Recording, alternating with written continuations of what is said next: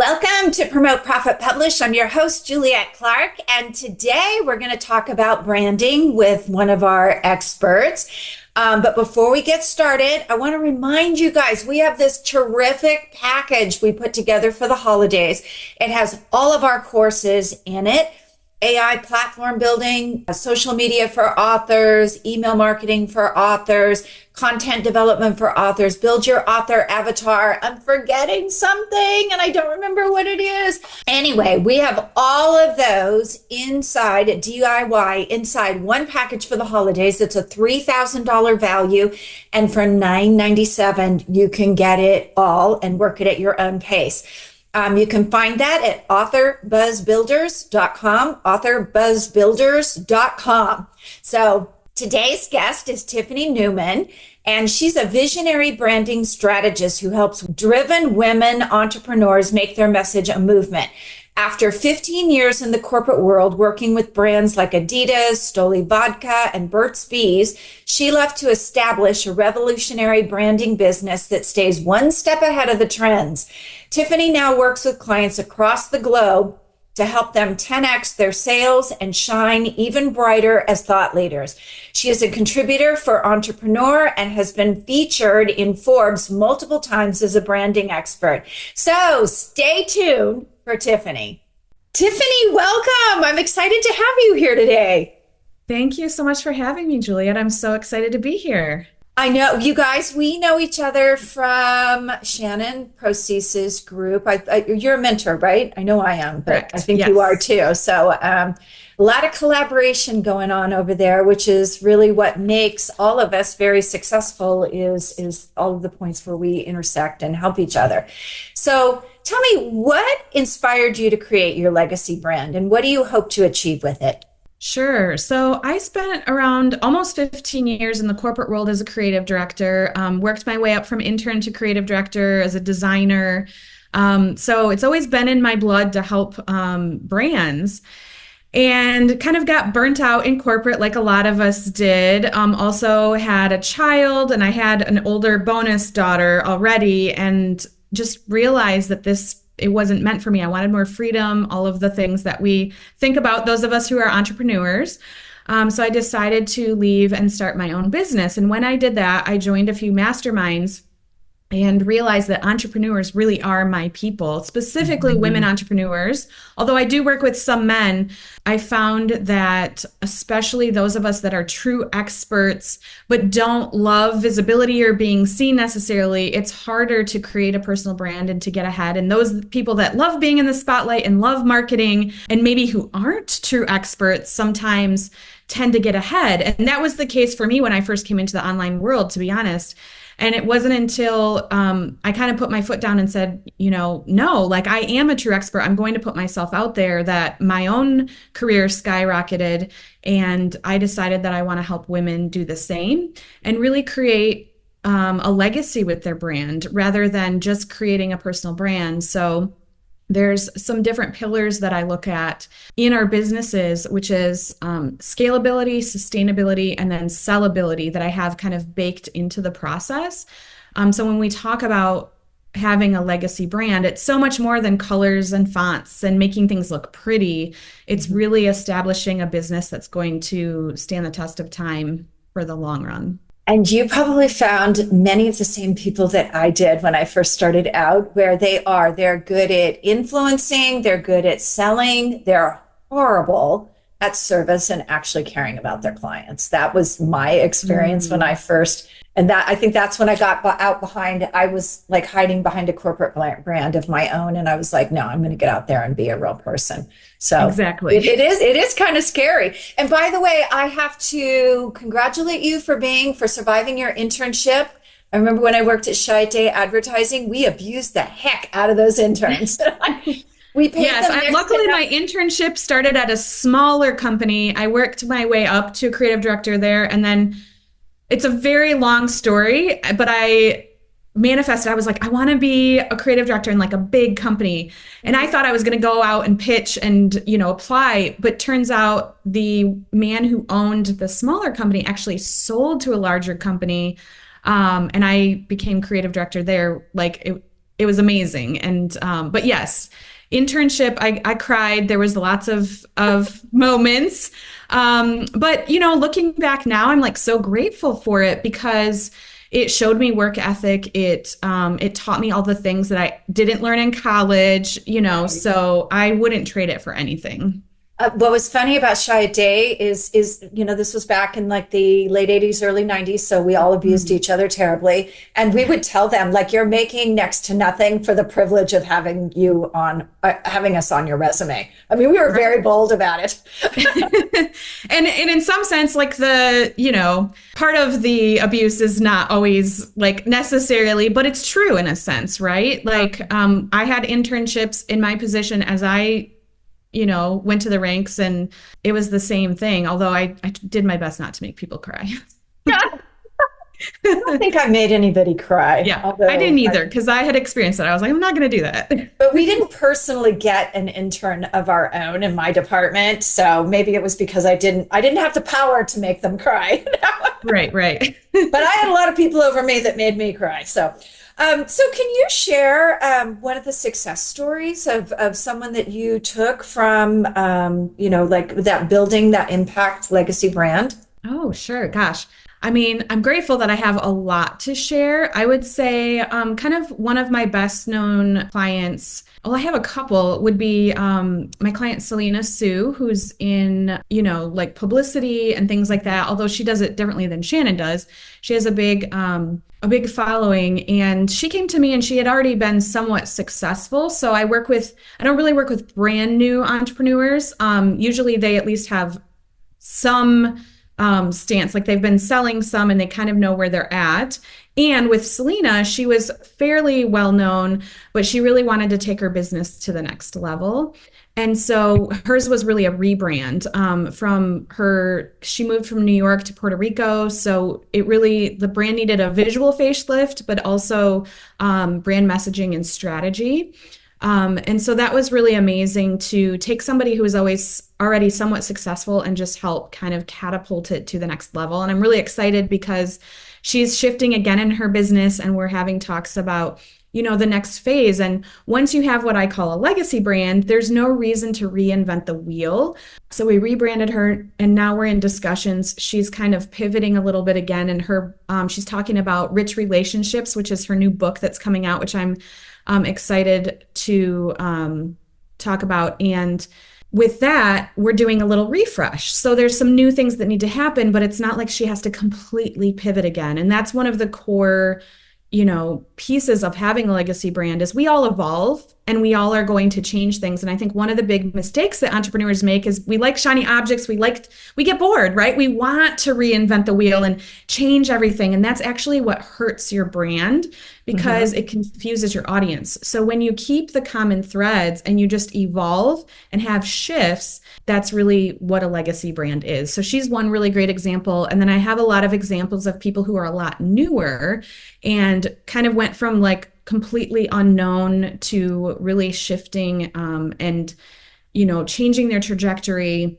getting known, and really stepping into entrepreneurship in a bigger way once we install the brand. Yeah. And I noticed you said you don't work with as many newer brands. Newer brands are really hard. And I find it from my days in advertising, they don't do the proper market research they need to do. And so the messaging is muddled and hard. We actually developed a course called Build Your Author Avatar, where I went through like all of the, in a nutshell, all of the areas you keep looking at or you should be looking at. Because I think the problem with a lot of people who are helping when you're brand new is they focus on demographics and psychographics, and they don't go into all of those other things that are really important. And there's a lot of, I just had a call with someone else who was talking about, your first course is usually a copy of someone else's. And I feel like that's kind of what happens when you first launch an entrepreneur. You're looking at someone you really like. Good point. Yeah, that, oh, I want to be like them, but it's like, you can't be them.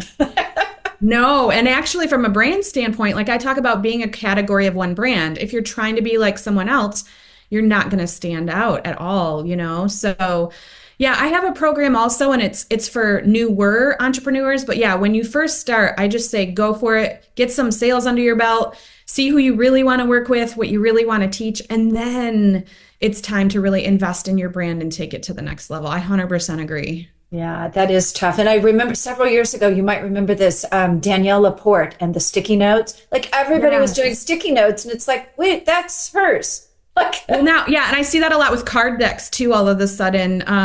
Like one person I know, like James Wedmore did some card decks and, and now, and I'm sure other people did it too, but now that's like a big thing. is it? We had quizzes. We were doing quizzes for a while. That's pretty much in 2020 when people jumped off of COVID and didn't have a digital presence. We did a ton of quizzes. So it does kind of Mm, go in and out. And I knew somebody who did cards back in 2016 and they were beautiful. So he probably awesome. copied her. Yes, maybe, maybe.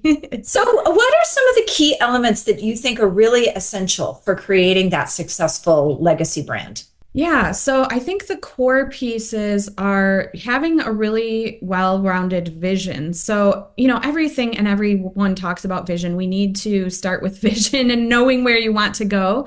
But especially with the brand, I see so many people branding for where they are right now, and it does them a disservice rather than branding for where they want to be. So I love to help people like really look at that vision. Where do you want to be 3, 5, 10 years from now? And then reverse engineer it because then you actually are stepping into that brand sooner, showing up as the thought leader that you want to be, where you want to be. And it happens a lot faster. I've had myself and a lot of clients who thought like their 10-year vision, was way out there and then doing the work. And then it's like it happens in 2 years because you Right. have to literally like put it on. And branding is really a shift in identity, not just pretty pictures and logos. It's Mhm. about, yes, we do the messaging. Yes, we do demographics and psychographics. Yes, we do brand story. Yes, we do visuals. We do all those things. But ultimately, it is stepping into a new identity and owning that. And if you do all of those other things and you don't do the identity work, then you're not going to get the results. So that's the other piece that's really important that most brand strategists, I believe, I haven't heard people talking about as much, is it's like the inner and the outer work together. Mhm. Because if you're not stepping into that, your energetics are going to be off. And then people feel that, right? And then Yeah. you're like pretending to be that person. And so that's really what I look at is like capturing people's true essence, and the brand is reflecting what you're saying, who you truly are, rather than like, trying to be somebody. Like you said, like so many people are emulating somebody else and they're Mhm. always going to feel impostery because they're not being themselves. So those are some of the first foundational pieces that I think are there. And I could talk about colors and fonts and color psychology and all of those things, It's but that's just a given, right? Yeah. People are looking for that alignment. So when they meet you, your marketing matches who you are. And I Right. encountered that at so many events. I would see somebody's marketing and then I'd meet them, it'd be just really like loud and proud. And then I'd meet them and they were this meek little, and it's like, whoa. And people don't realize how much that doesn't foster trust because Oh, people, you're so right, much. people do feel it. It's the difference between, how do I say this nicely? I've always been really good at sales, but not because I'm a salesperson, because I care and I love helping. Back when I Mm, was in real estate, I was a high end real estate broker in California. My ex husband used to always say, you know what, you just sell them. And I'd have to say, no, I'm not a salesperson, I'm a problem solver because yeah. you can't get somebody to buy a $5 million house with a sales job. Like there are a No, no, lot no, of no. problems in the interim. And I think once you really own that and what you're doing with it, that's when people really feel that alignment. And I trust you, I want to hire you type of thing. So true. And I love that you pointed that out. Like just got back from an event in New York City myself, and I feel like the opposite is true too. So I had a woman who came up to me and she's like, I come to these events because I get so many new clients when I'm in person, but that's not reflecting online. So I see it sometimes, it's one way online and it doesn't reflect in person, or they show up in person and they like people feel their energy and are like attracted, but that's not reflecting in their marketing. So it goes both ways, Yes. right? It does. And it's funny that you said that about in person, because when we work with our authors, one of the first things we do with their platform is how are we going to get you out there with a monthly Zoom call, a training, Mm, something where you can actually, these people show up and you can talk to them on a yeah. one-on-one basis, because people are so focused on digital marketing, but a click is not a relationship. Yeah. And so, how can you draw those people in with something you have and be able to start talking to them? And I would say probably at least 90% of those people who show up on calls end up being our clients. So it works when you Sense. just get yourself out there and talk to them. Mhm. So a legacy brand, how is that different than a traditional brand? Yeah, so really to me, I looked at what was working from the corporate standpoint. So I worked with like Burt's Bees, Stoli Vodka, Chase Bank, Adidas, like a lot of bigger brands, and all of them what I would consider legacy brands in some way. Rather you like if you enjoy those brands or not, right? But the legacy brands truly stand the test of time. And so normal brands, like I was saying earlier, tend to, and most entrepreneurs too, especially online, there's trends and there's things that's happening. And I've seen so many people like they go through these iterations and they keep shifting and changing, and they're not building Yes. that solid foundation, not only for themselves so they don't go crazy, but for Mhm. their audience. And so even if you do, like I said earlier, you're going to evolve, you're going to shift, you're going to have new offers, but you need that solid foundation that doesn't change for people to really get to know, like, trust you. And so they're not kind of like, what is happening with this person? I don't know who they are. I don't know what they're doing. So, like Target, for instance, you're never going to see Target's logo randomly switch from red to purple, right? You're never going to see, I love the idea of Levi's jeans, right? Like they've been around for hundreds of years, at least 200 years, I think. And yeah, their logo changes slightly. Their messaging has to stay up with the times. They shift and evolve, but that foundation, like their legacy is always there, like they're not changing their values, their long-term vision, and those pieces. They're not changing the core of who they are. And I think a lot of times online, people get caught up in, like I said, trends or what's happening, and they actually try, without realizing it, this is usually always subconscious, Mhm. they try to almost change who they are to see if that's going to help their results, Right. rather than standing true in the foundation of who they are and what their brand is. And then trying different marketing strategies, trying different things. Yes, you're going to have new offers. And that's really the foundational piece of a legacy. And then I also, of course, like to think about the impact that we're making in the world. The world needs it now more than ever. And so what's that legacy you're leaving behind? And it doesn't mean necessarily like having your face carved in a mountain or, having this big ego. It's more about the ripple effect that you're making, and what are you leaving behind? Like if you were creating a book, right? That's something that somebody could pick up 200 years later and still get an impact of. Like that's crazy. Or the people that we're impacting, the brands I'm creating. Like I thought that when I first started out, I really want to make an impact. How is branding really going to make an impact? Well, it does, because if I can help my clients have more success, that's the ripple effect, and then they're helping more people, and then it goes out from there. And I think that applies to all of us, if we're really wanting to make an impact. Yes, and I see this a lot. People who are just starting out and they think online businesses are super lucrative. I can sell the heck out of something. And then they'll come to me with a book 3 years later. And the book, when I ask them, do you have a list? And they'll be like, well, Mm, yeah, but it was that old thing I was doing, and I haven't really kept in touch. And it's like, wow, how are we supposed to sell this book now when you have no platform? So, right. and I think a lot of that has to do with them not getting in and like really establishing that niche audience really early with it. I used to Mhm. actually, when I first started, I kind of floundered in that way. But then I had this caricature that I had done at the Santa Monica Pier, the little jars. Yes, yes, I would yes. draw Kathy, and Kathy, like all the attributes of Kathy. She was in a convertible, waving, happy entrepreneur. And I had all the like things underneath the psychographics, the demographics.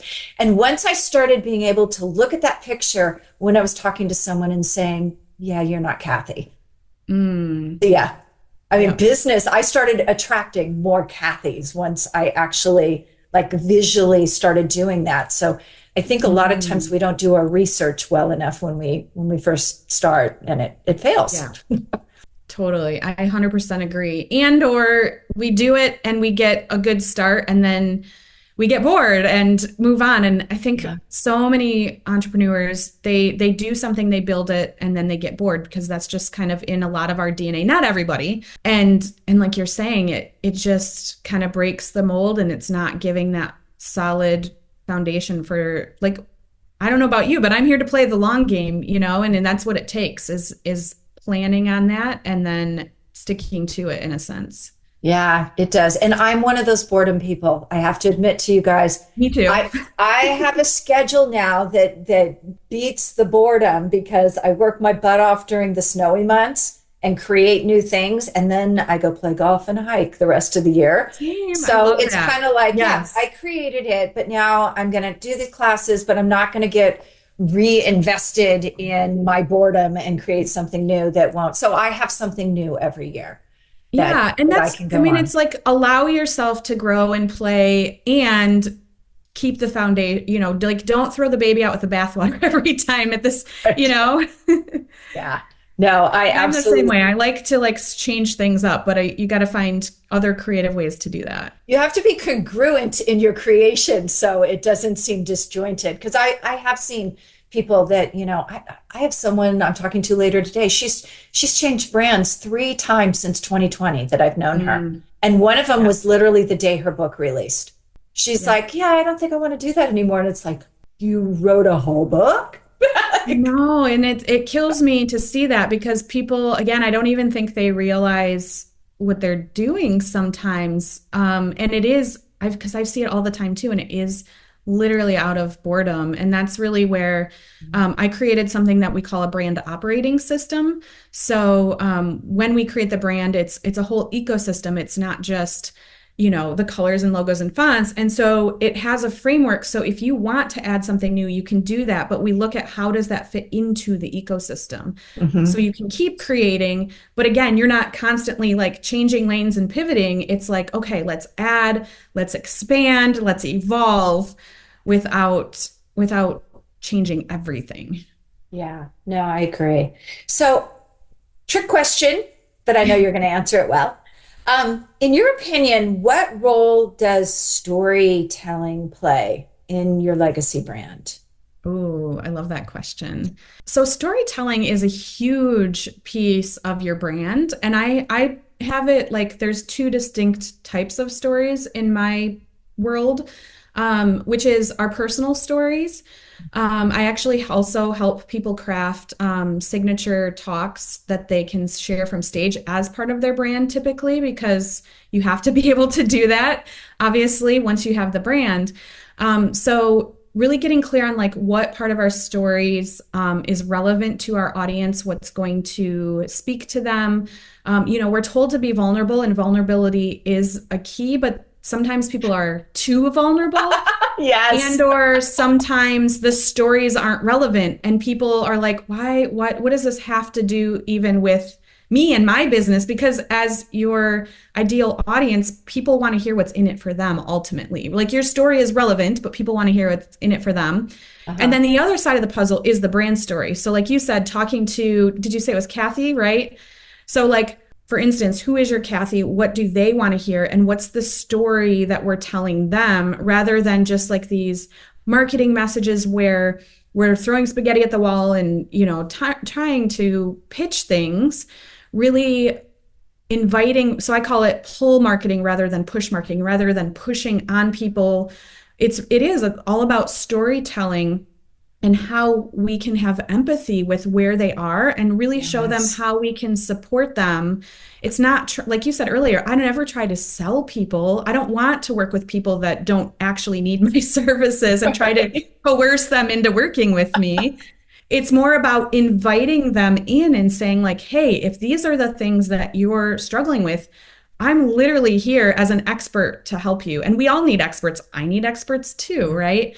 And so telling stories and that frame of mind, I think is really important. So again, along with all the foundational pieces, then I think storytelling is a huge key to a legacy brand and branding in general, because if your brand's not on point, then your marketing's not going to work. Right. And Yes. and really that's what it all comes down to. A lot of people confuse branding and marketing.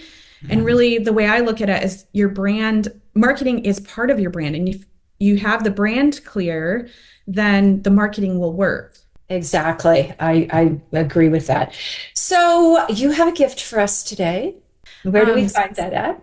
Sure. So speaking of quizzes, I know you mentioned quizzes earlier. I put together a quiz also, I think it was also during the pandemic actually, because I just found, people were getting really over PDFs and downloads and things like that. Now, for Yeah. certain businesses, it could still work, but like nobody needs more digital dust. And people love personality tests and quizzes and learning things. And so for me, I really thought, what's the quickest win? And people are busy too, right? So what's a quick win that people could get to really understand what their brand operating system is right now? So like I said earlier, how I work to create the legacy brand, we install an operating system in people's businesses, is the way I like to look at it. And so by taking the quiz, you kind of find out where your brand operating system is right now, and then the best way to start to fix it, right? Because if, like I said earlier, if your brand's not working, if it's not functioning properly, it's the system is not there, then everything else is kind of going to be off. And so that's really what you learn in that quiz. So it's simple. It's yourlegacybrand.com/quiz. And you guys are going to love this. I know you will, Tiffany. When we were doing all those quizzes, the people Mm. that were very well branded crushed it. The people that weren't, total failure. That's why I quit Mm. doing them. It's like you can't expect me to build a quiz for you if you don't know what your brand is. So if Yeah, that makes messaging is sense. muddled, like why are we asking that? What are we doing? So that's very interesting. That's why I don't do them as much as I used to, because so many people couldn't really nail their brand in a way that made Mm. those quizzes effective. And That makes I've so much made sense. hundreds of thousands of dollars off my quizzes, not Amazing. just building them, but my own that I put out there as well. So, and where do we find you? If somebody wants to reach out, is there inside should they go take the quiz and there's a Yeah, the contact? quiz is great. Then you get on my list as well and just get tips and, all of my branding tips long term. Otherwise, I'm hanging out on LinkedIn these days. A thing I've been talking about a ton is being social media optional, and I left Facebook and Instagram for the most part. I'm still sort of on there, but I found myself, I left in corporate. I was like, oh, I don't want to be on LinkedIn, and then about a year ago, somebody's like, you should really check it out. It's kind of shifted and changed, and I have been loving it. It's really a place that we can share our thought leadership and communicate with others on a higher level. So I would say, if anywhere, that's where to connect with me the most. Is Facebook or Instagram? No, LinkedIn. LinkedIn. Sorry, Yep. sorry. I was just thinking it's funny because I got kicked off of Facebook in 2020, and we are starting an Instagram strategy now. We Oh, just got hired it. someone last week, and it was such a mess because I had to my Instagram account. I'd already opened a new one, and I didn't have anything on Facebook, and it had to be attached to run the ads. It was really a pain. But what I love about it now is I've gotten myself to the point where I don't have to be on there. I jump on LinkedIn, I Same. comment, I do things, and then I get off because Facebook and Instagram are just a time suck too Totally, to be on exactly. there. So, and So, what was funny about Facebook was I got canceled and then I went through withdrawals. Like I needed rehab. And it's that's when so I realized true. like It's how much I'd been on there. So it was actually Mhm. really, really, really good because I had some sort of crazy addiction thing going on with it, I guess. No. I think most people do, and we don't realize it. And I kind of did that myself. And, like my team helps me post on Instagram, same thing, because I get sucked in. I'm actually like shifting my strategy on there and going all in on LinkedIn. And I think that's what it comes down to is like if somebody's listening right now and they're like, "Oh, but I love Facebook." Like that's part of your brand too, and it's like we have to figure out what we enjoy and where our ideal clients are hanging out. Where's that Yes. sweet spot? Like thinking about it like a Venn diagram. Hmm. Because for you right now, Instagram, it sounds like is the way, and for me, it's LinkedIn. And for somebody else, it might be Facebook. Like we kind of have to figure that sweet spot out. And I don't, I think anyone that says like it's got to be this one way or sells you on like this is the one way, it's not necessarily the case, because we're all unique. I agree. And I've had a really robust LinkedIn strategy since 2019. I think I've got almost Oh, that's so 17,000 good. followers. Instagram was a more of my kids got me on it. And then I Yep. started seeing all this book stuff. And I was like, why is the magazine not over there? Why is my podcast not over Mm, there? Like I'm missing out on an opportunity. But then I had to weigh it with, I cannot do another social media. So I'm going to hire someone for this one. yeah, makes sense. So, 100%. well, thank you very much for being here today and super excited you could share all this information with us. Yeah, thank you so much for having me. I'm so loving too. Like the books and branding go together hand in hand. I think if you, like you said, to have a strong book strategy, you need a strong brand, and vice versa. To have a really amazing thought leader brand, I think a book and adding that on is inevitable long term, for Yeah, thought leadership. it definitely is. Thank you.